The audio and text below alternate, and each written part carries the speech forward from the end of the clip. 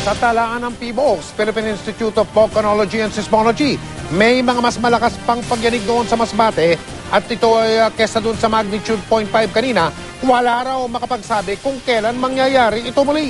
Kaya dapat daw ay laging maging handa at alerto ang publiko. Nakatutok si Susan Enriquez.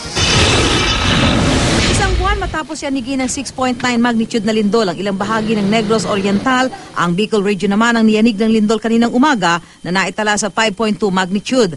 Bagaman nasa paligid daw ng dagat ang Masbate, walang itinaas na tsunami warning ang PHIVOLCS. Masyadong mababa para mag-generate ng tsunami.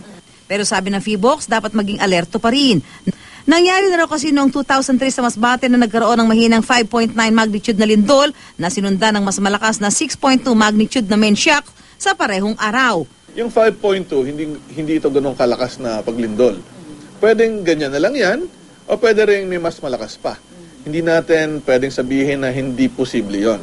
Kaya ayon sa PHIVOLCS, dapat maging handa at alerto ang publiko dahil halos araw-araw, hindi raw bababa sa 20 lindol ang naitatala ng ahensya sa buong bansa, pero mahihina lamang ito. Yun nga lang, hindi pa rin kaya masabi ng kahit anong instrumento kung kailan at saan magkakaroon ng malakas na paglindol. Ay dapat maghanda nga doon sa malalaking pagyanig, malalakas na paglindol. Kasi, unang-una, hindi naman natin malalaman kaagad kung kailan mangyayari yan.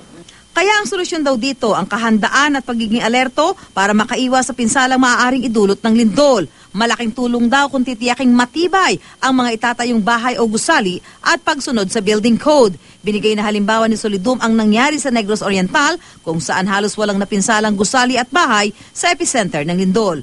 Ang nakakamatay ay hindi lindol, kundi, one, pagbagsak ng building.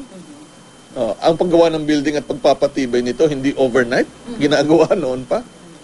Pagtabo ng lupa, landslide, o di kaya tsunami. Susan Enriquez, Nakatutok, 24 Oras.